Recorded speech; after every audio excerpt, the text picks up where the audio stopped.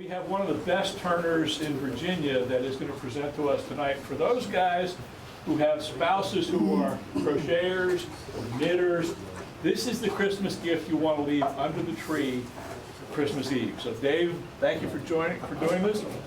Have at it. Okay, thank you. Yeah, I'm gonna hopefully give you my philosophy on yarn bowl turning.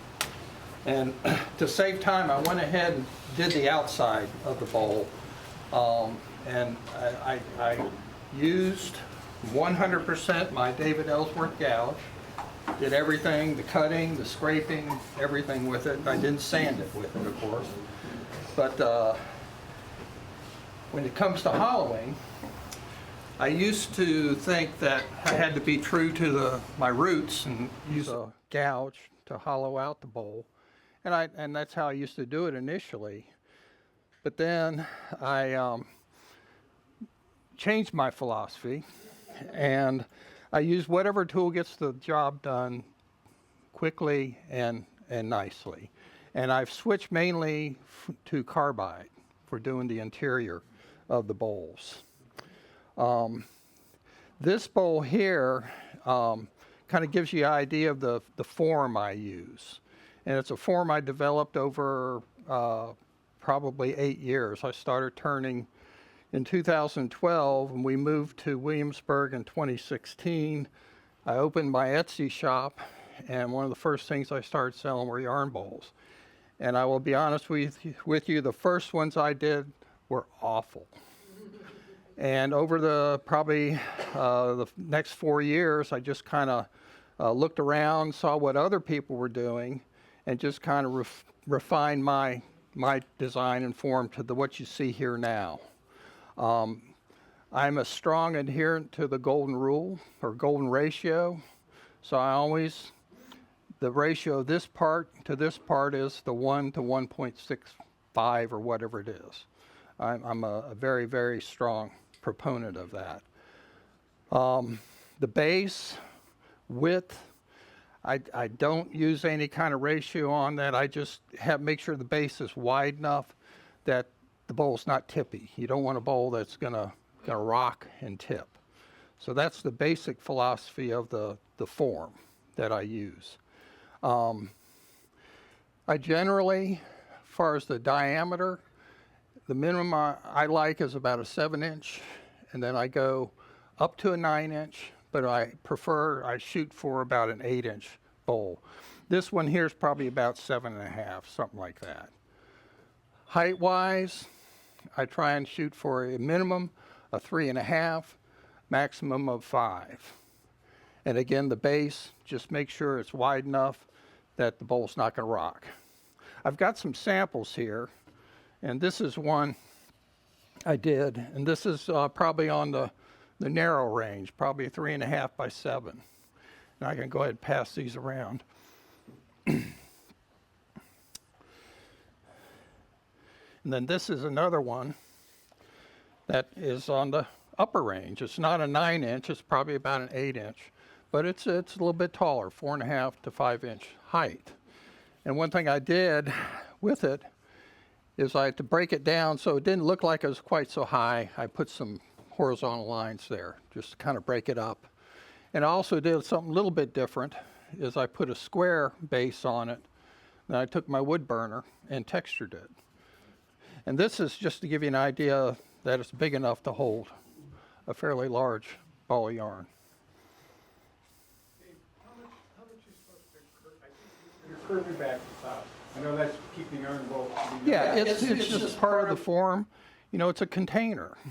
And you want it to look like it's going to contain a ball of yarn that's spinning and doing all sorts of stuff. So Certain amounts that you're nah. Now, I just try and bring it in a little bit. Some might have a little bit more pronounced than others, but I just had to try and bring it in a little bit. Wall thickness, I didn't talk about that. I try and go for like 3/8 of an inch. Don't want to go too thin, it gets too light. And you got to figure this is a tool. It's not a pretty thing you set on in the center of the table, and it's going to be used, it could be dropped.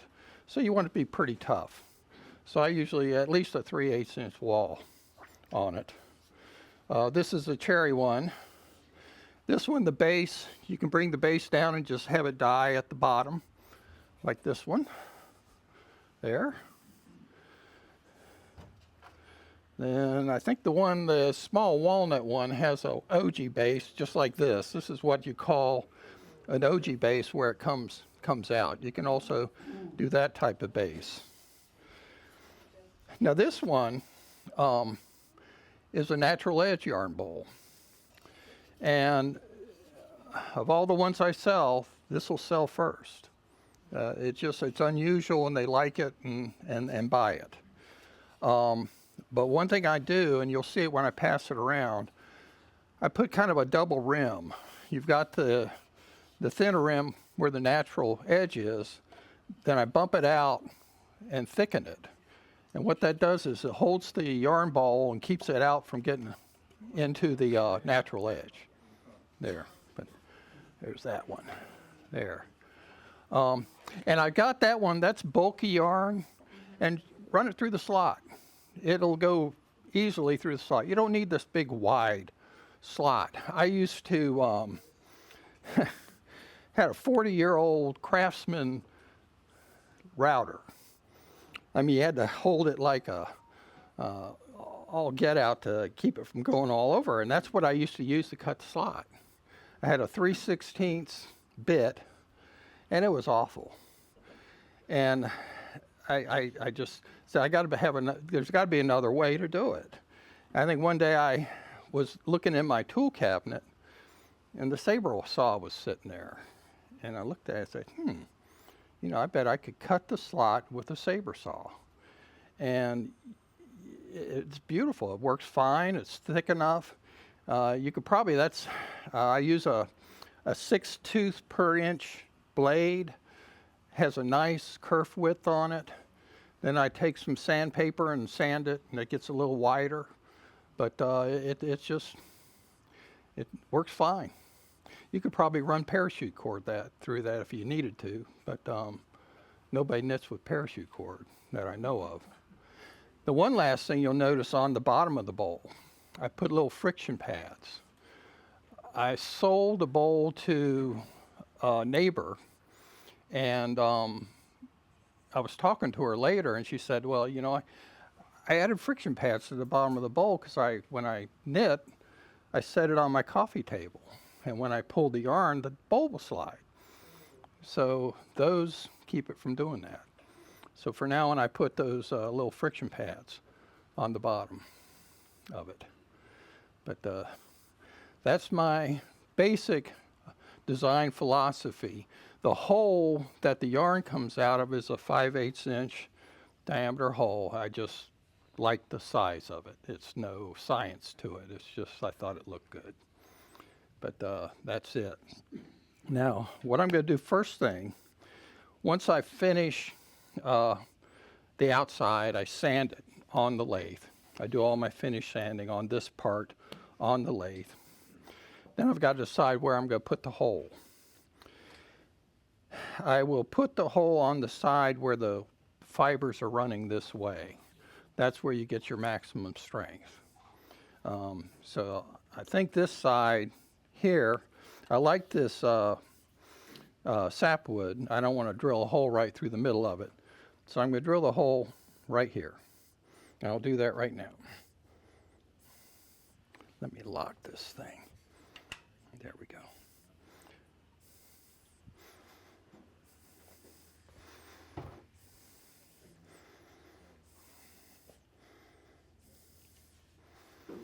And I try and put it, so it's kind of at the low point in the grain where the grain's sweeping. I'll put a little dot there. If this is a bowl that doesn't have this sharp break but just has a nice rounded break, I generally try and put that hole right at the spring line, right at the fattest part of the bowl.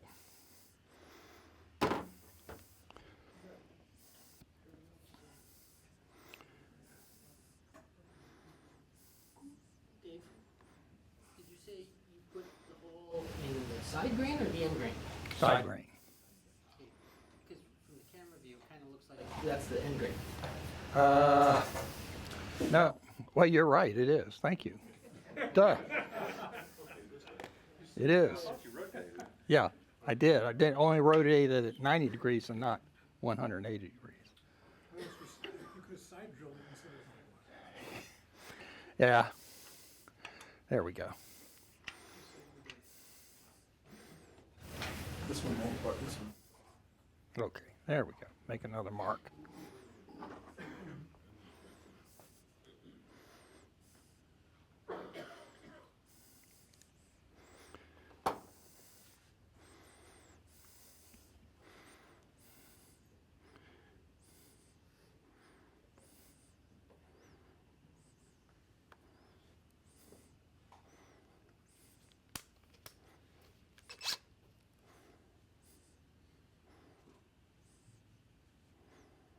Okay.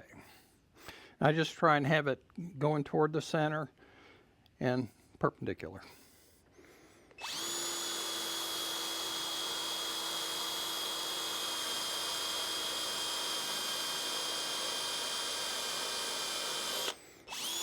That should be deep enough. Okay, now we can go ahead and start hollowing it. Put on my safety glasses. As far as safety equipment I use normally when I'm turning is I wear earplugs. I have a JSB power cap that I use for fresh air, filter the dust. I have a whole room filter also going. That's something I always do. But today, I'm not. Also, if you get safety glasses, these are prescription. Even have my progressive bifocal. The best place to get them is Walmart. They have like 50 pair you can choose from, and it's really great. All righty.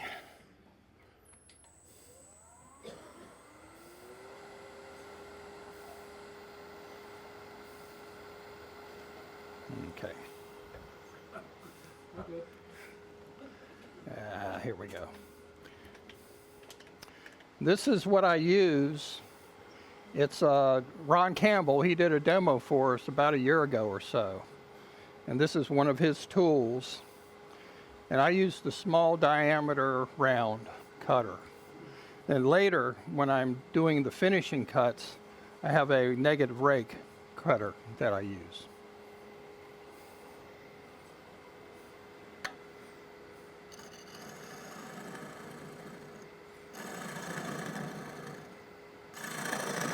I used to feel guilty when I did this, and I would start with my bowl gouge, but I quickly changed to this.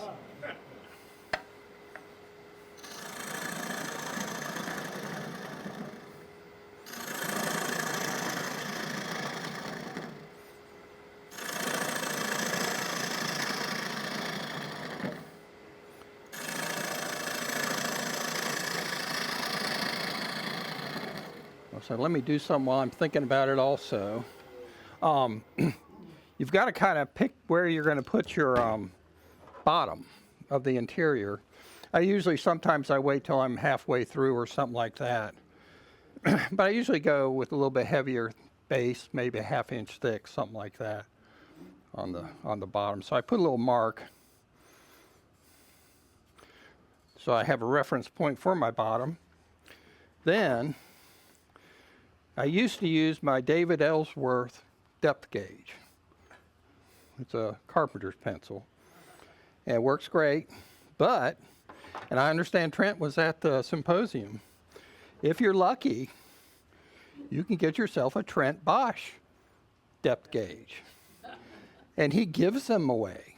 So they're free, but they work great. All right, let's get back to hollowing this thing.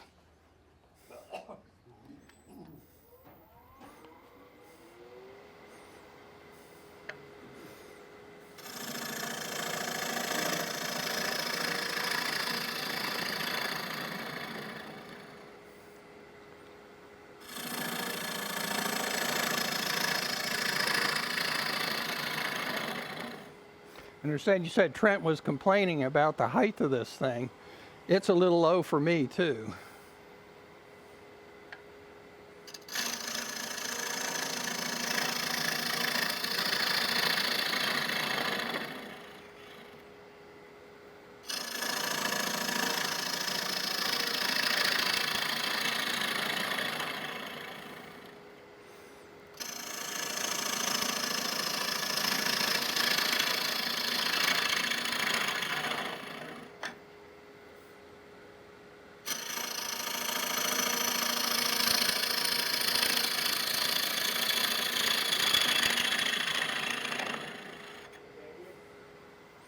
Yeah. Size car beyond, what size 4x6 do you using?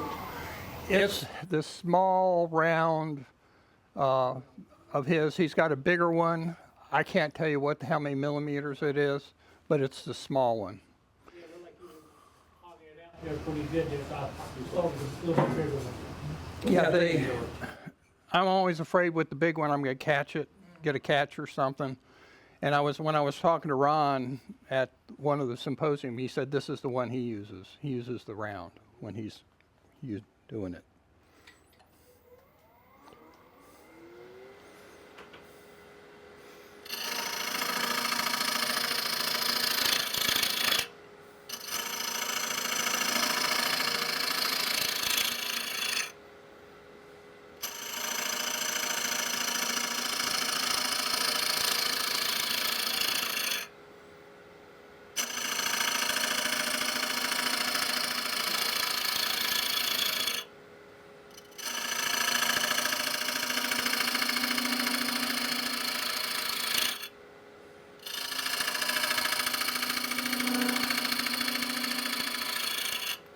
Okay, let me change this tool rest a little bit.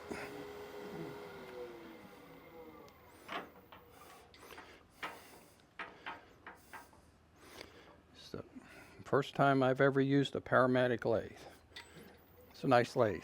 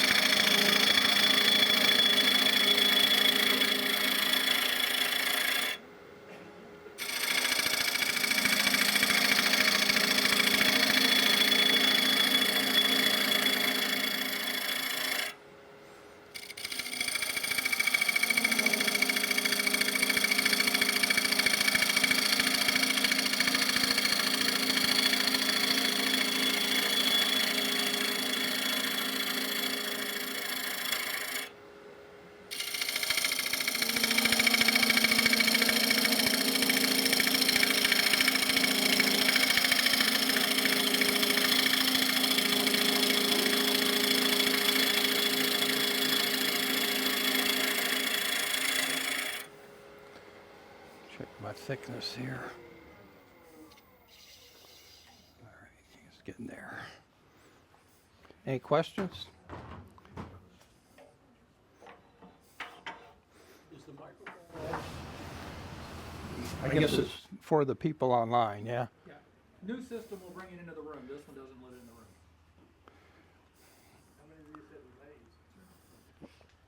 How many? I don't know. I've been turning and making them for the last 5 years. So I don't know. But I tell you, the first ones I made were dogs. They were really bad. But I feel really good, and I get a lot of positive feedback from people that buy them. I've got a 5-star rating on Etsy, and people love them.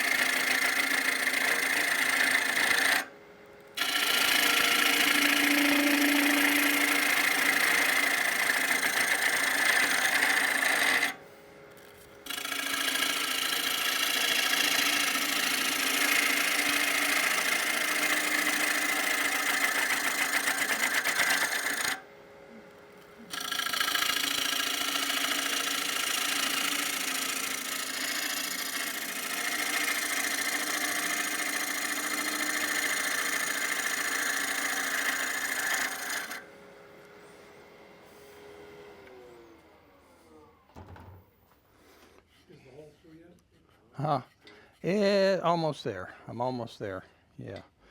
One thing I brought it in.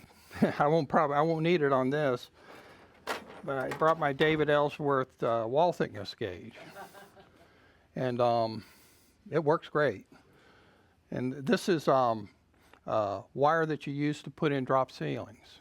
And it's just perfect. It's got memory. If you need to widen it a little bit to get it in, it'll come right back to the whatever width you have. And I've got them in all sorts of different shapes and configurations for checking wall thickness on stuff. Oh, gosh. Bunch. I do. Like this is a brand new fresh blade. Can you repeat the question? Oh yeah, the question is how many bowls do I get out of a carbide tip? 10, 12, I don't know. You just start one edge and you can rotate it a little bit, and you know when you need to. And I also sharpen them by just taking I have a diamond hone and just turn it upside down and just rub it back and forth, and you'll put an edge back on that carbide. A little kit from Rockland that has the little magnet thing in it, so you can hold on to it. Oh, okay. And go across your diamond tip. Yeah, anything that'll help. Do they have anything that'll let you do a negative rake carbide? I was thinking of putting on a drill bit or on a drill and just kind of holding it at an angle and doing it. That's it, Justice. Do they really? But for doing carbide, I'm not sure how well it'll turn. Yeah. CPM wheel. They say you can do it on CBN, but I don't know.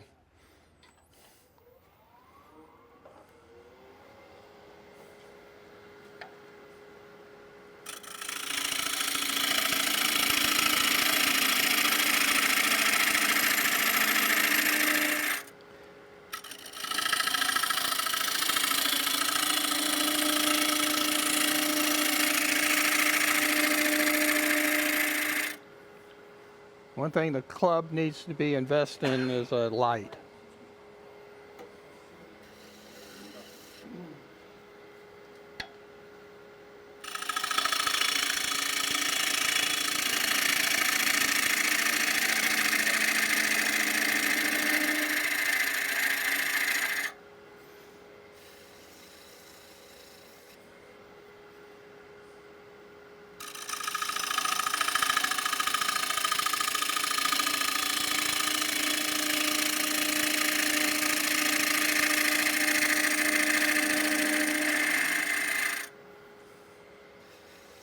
That's pretty good.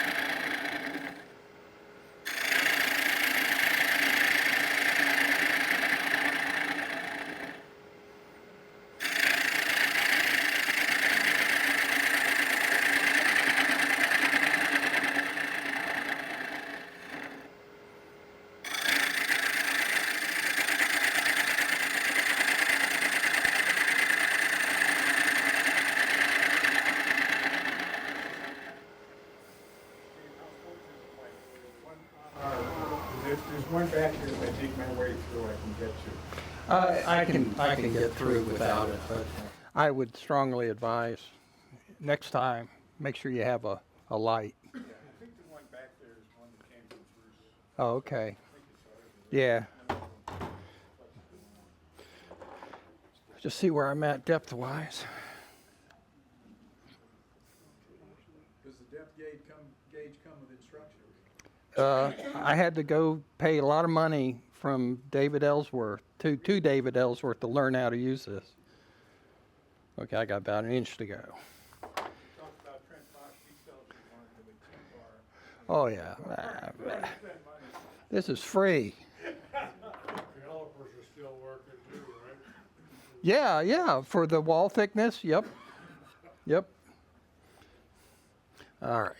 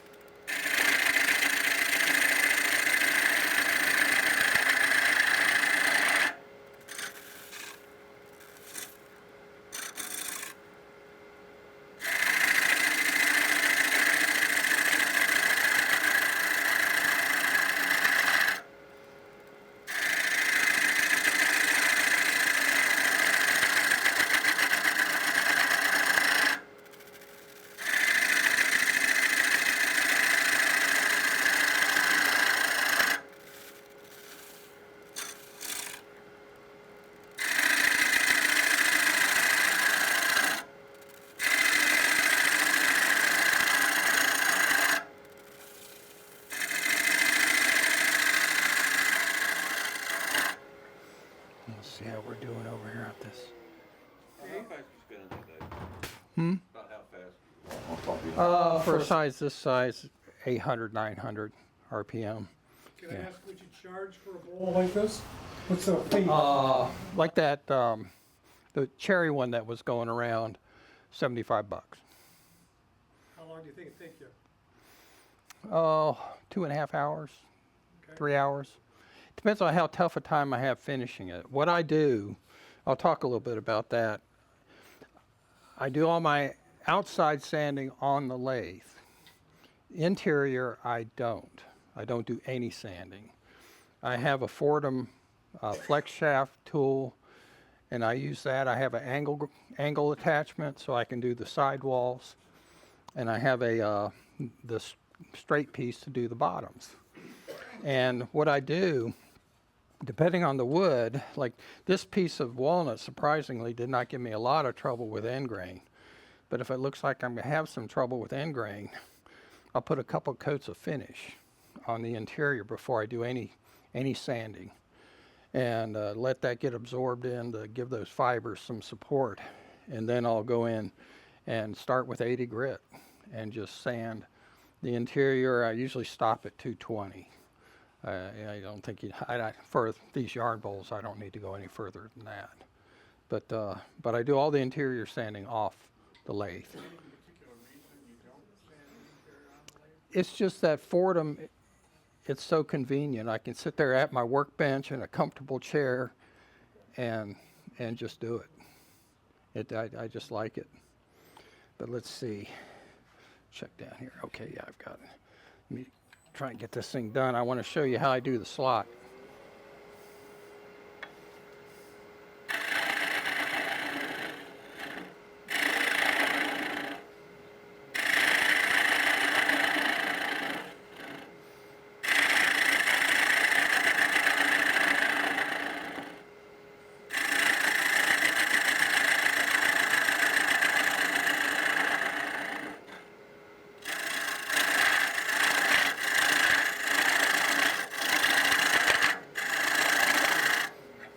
One nice thing about these things, you can go both directions. You don't have to go just one direction.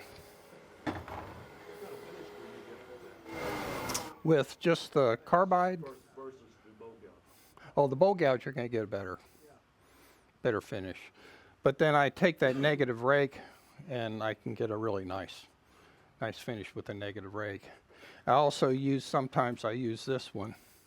It's a Glenn Lucas negative rake scraper. Works real well too. Now, Dave, with your carbide, you always flat, or you Flat. shear it? With this one, you have flat. Now, if you're using the cup cutter, you have to do that at an angle. But these, you just flat. You're just cutting flat. Dave, the customers you have, do they give you leeway as far as artistic? Because you said that you put the lines on it because you didn't like it. They give you artistic freedom on that? Yeah. I sell at a yarn shop here in Richmond, and I just take them in there, and they love every one I bring. But now I just do my own, whatever turns me on. I've done even on that square base one, instead of doing the basket weave burning, I'll just burn a couple lines in that section. But just to kind of jazz it up a little bit. Doesn't take a lot of time to do it, but it adds some bling to it. All right, let's see.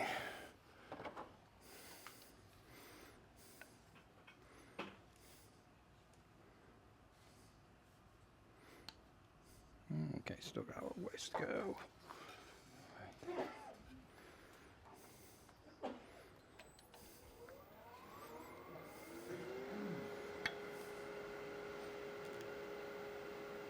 Actually, I'm just going to adjust this tool rest.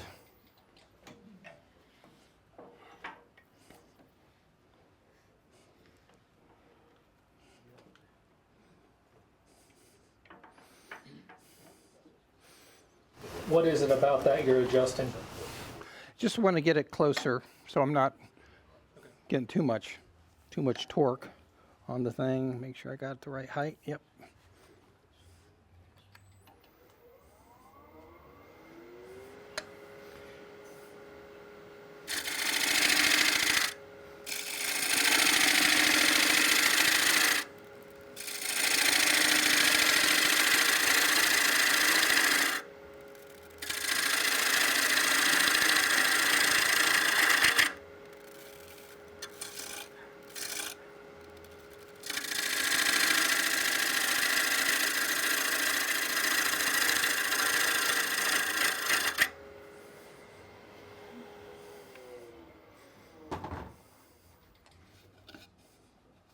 I still got to take about a 1/4 inch off right through here.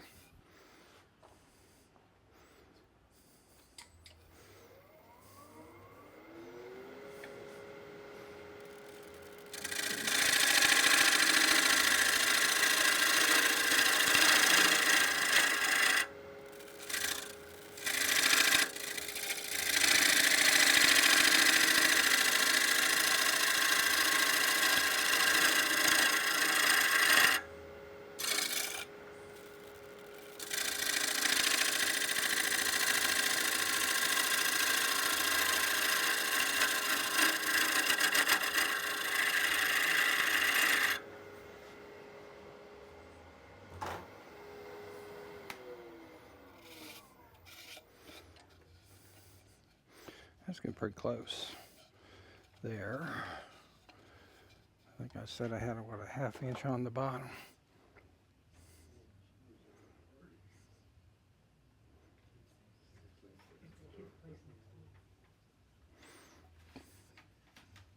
Yeah.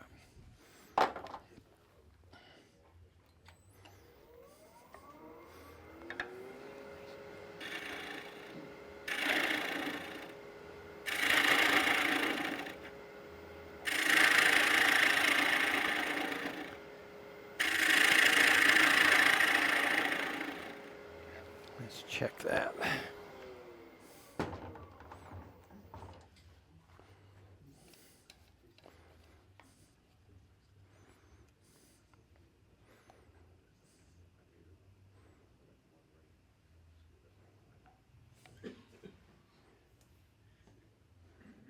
And just a couple passes, and then the negative rake will take the rest of it away.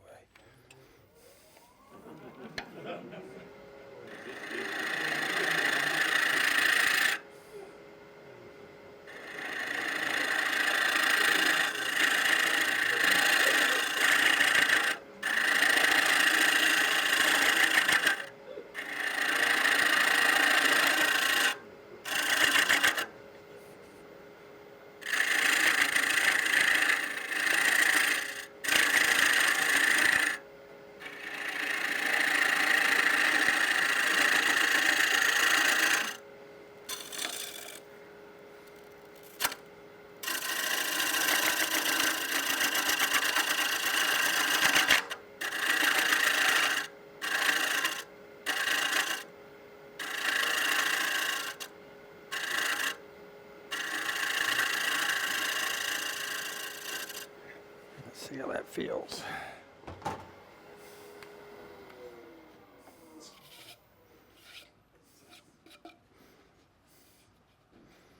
Dave, since you do so many bowls, in your shop, do you have a curved tool rest? I do, yeah. I have a curved one for the interior, yeah. About the only kind of bowl I turn now is a yarn bowl. Everything else are vessels or hollow forms. But I do enjoy doing these things.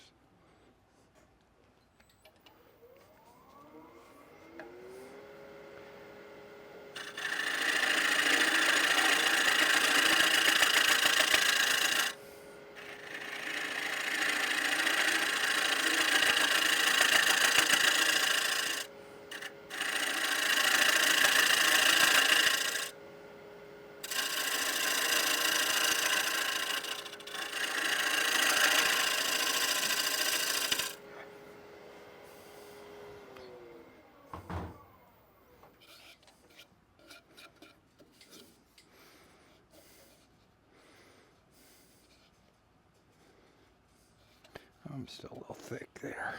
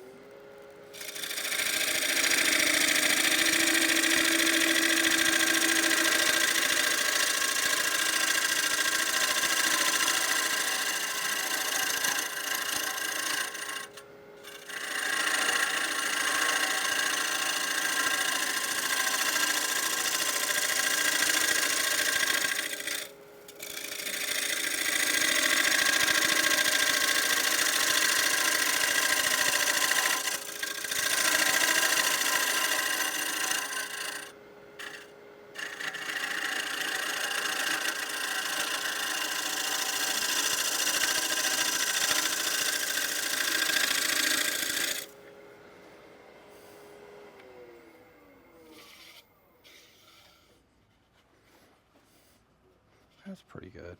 I'm going to switch to the negative rake scraper and see how that works. Switch to a negative rate scraper from a straight scraper. When did you switch to a negative rate? Well, I'm about down to the thickness. I want. When did you go from just a regular scraper to a negative rate scraper? I think I saw Ron demo it or something, and it just does a nice finish. I like using it also on pens. It does a nice job on pens.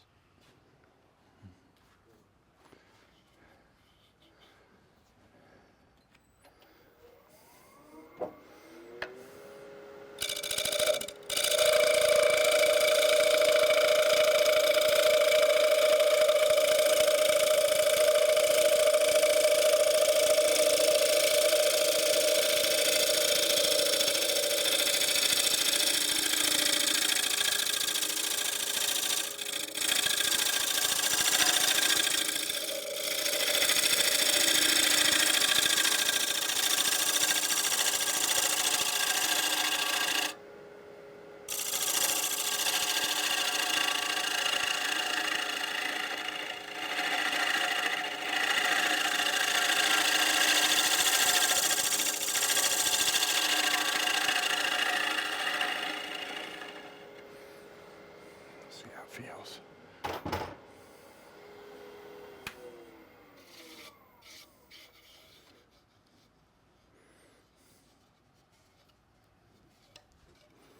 That's pretty close. I don't try and get it perfect because I will be sanding it, but I got a little bump here and a little bump down there. Right about there.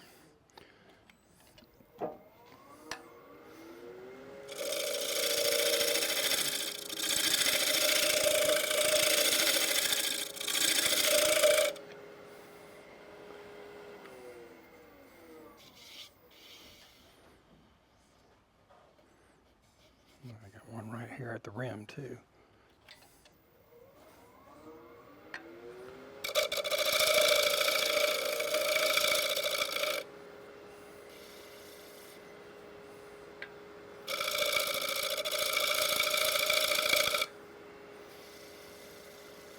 That's good. Get the rest with sandpaper.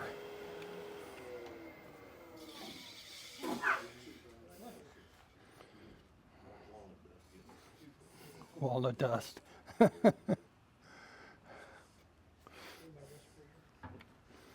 Oop, wrong button. There we go.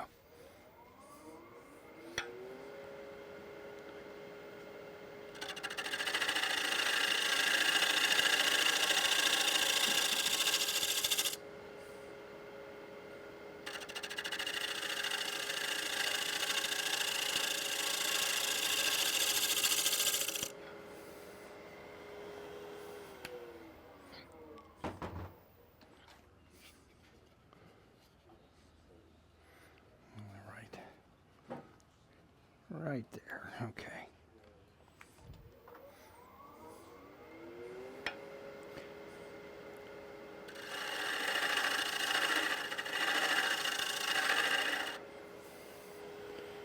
I'm going to blame it on the lack of good lighting.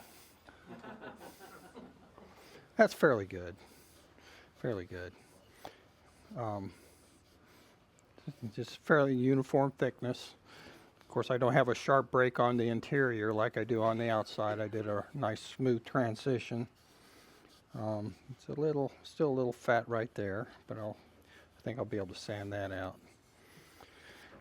So that's how I finished the interior. And like I said, if it's green, I let it dry. This is a good dry piece of walnut, so I'll be able to go ahead and cut the slot.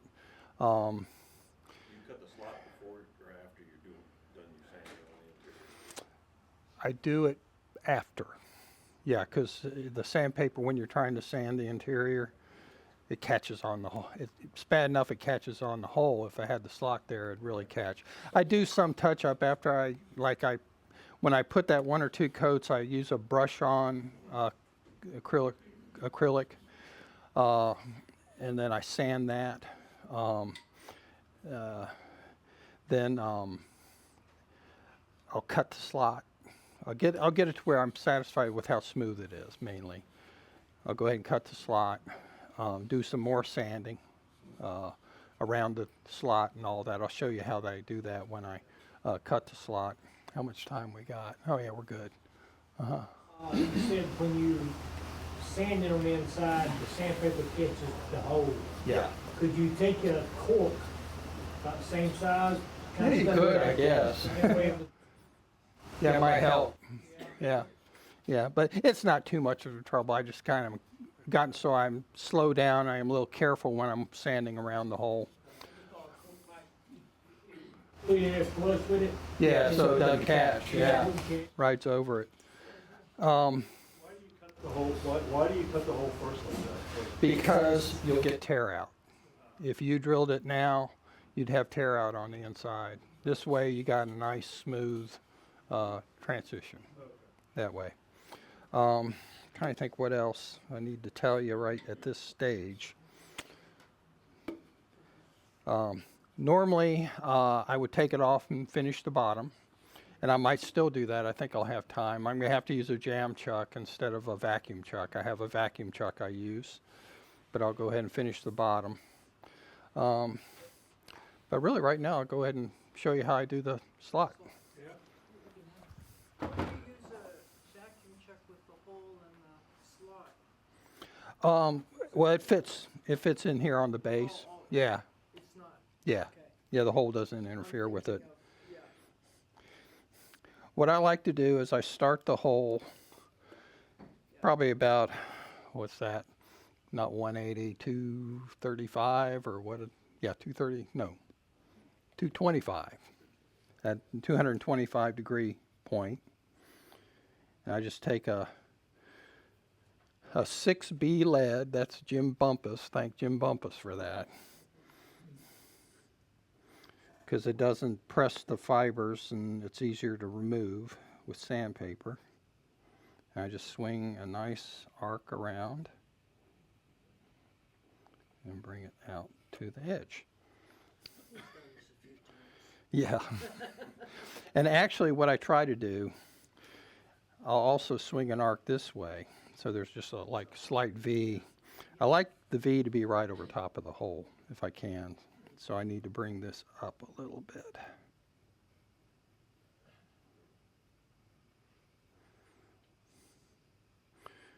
I used to do a more pronounced V, but I don't anymore. And just kind of concentric on this side.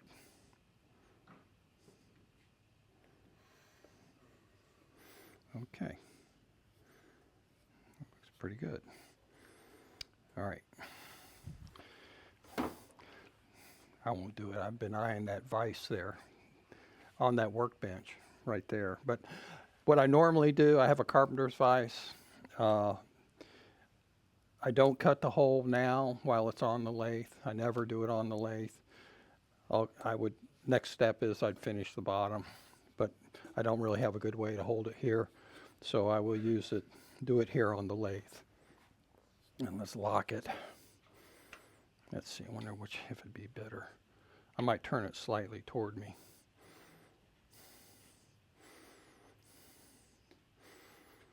Okay, I think it's plugged in.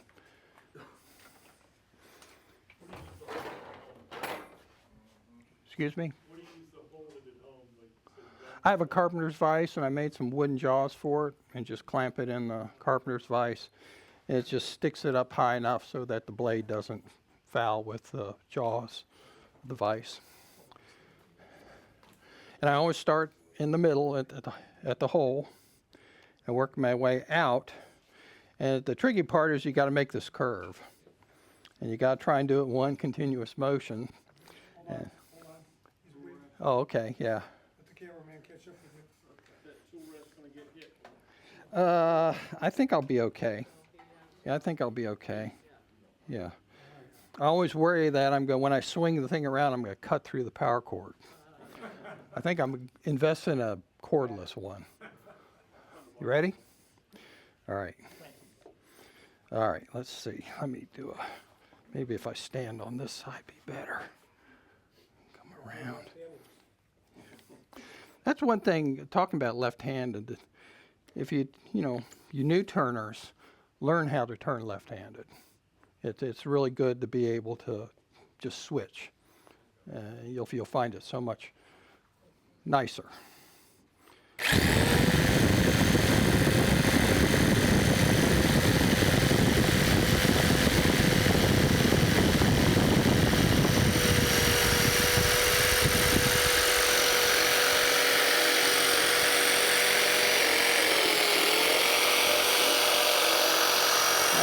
Not quite there, but I'm just got a little tear out, and I'll just sand that out. That's why I would suggest when you doing that, they make a downward cutting blade, because I used to use them for cutting laminate countertops that were in place. Then I get the tear out on the inside. But it's not as bad as a Well, okay. I'll try that. Okay. Where do you get them at? Just Lowe's. Lowe's. Okay. What would happen if you put tape in it? Would that prevent a tear out? Yes, it will. That'll help. That would help. Yeah, that's a good idea. Take some painter's tape. Yep. Yeah. I'll try that next time. I've also heard like scoring it ahead of time will help that as well. You try to score your lines. Okay. Then you're stuck with your line. Yeah. Yeah, I know, that's the thing. You saw how far I'm off by an eighth of an inch. And I got confused. There were too many lines there. yeah. Well, it's just hard. You come around, but it looks good. Can you see it? Yeah. Yeah. It turned out pretty good. That's a good sweep. Yeah. I've gotten pretty good at it. Yep. You should have seen me when I had that damn Craftsman. Probably 3.5 horsepower. Oh, I hated that thing. All right. Now, one thing I do, I don't think I brought it. Is there a coping saw here hanging up? Oh, good, good. When I do this next cut, I don't go all the way through because I did it a couple times and the blade comes across and hits the other side. So I stopped short.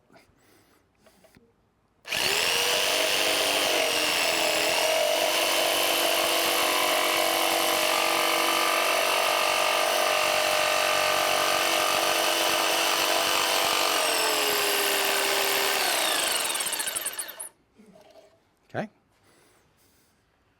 And the old coping saw. So I can get the sequence of this down. You finish the bowl, then you cut the line through it, Yeah.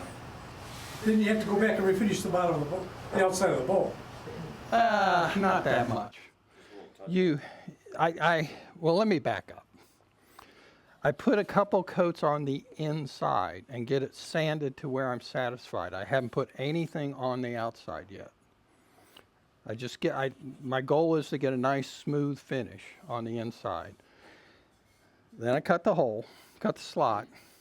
Then I do some more sanding and put the finish on the outside. And to put finish in the slot, I take a piece of old t-shirt, soak it in the finish, and just run it through the slot. And I'll let it dry. I'm gonna show you how I sand it next. But I do initial sanding before I put any finish on it. And then I'll put finish in there, and then I'll maybe sand it with some 220 grit just to get it smoothed out.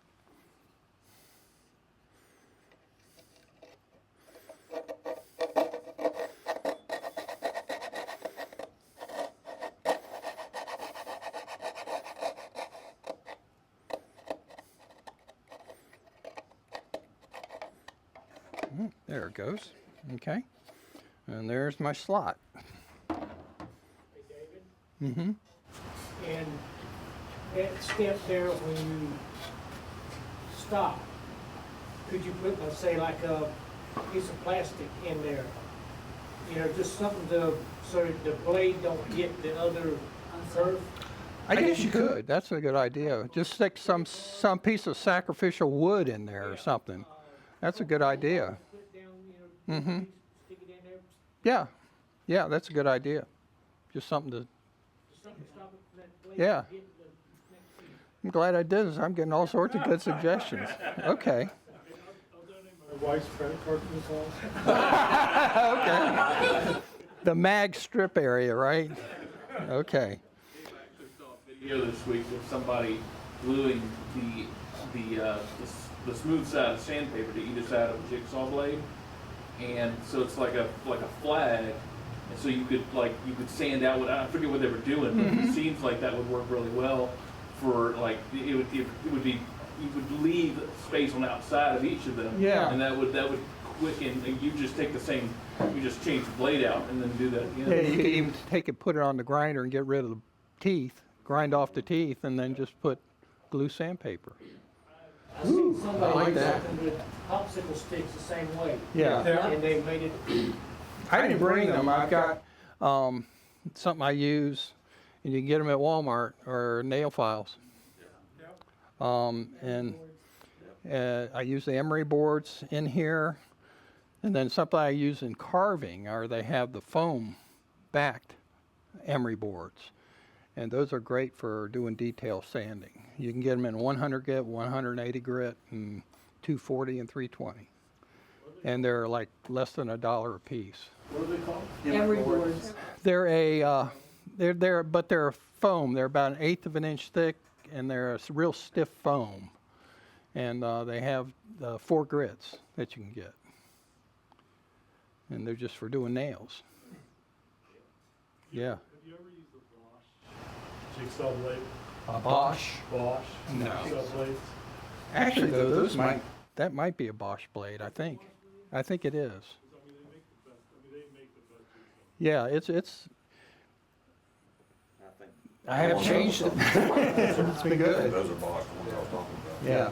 Yeah, I think that's a Bosch right there. I believe they were. Yeah. But let me show you how I sand right now, but I am going to change now that I got some ideas. I usually change, maybe this is a 120 grit, and I fold it about 4 times. Then you run it down through there and just get all the rough stuff off.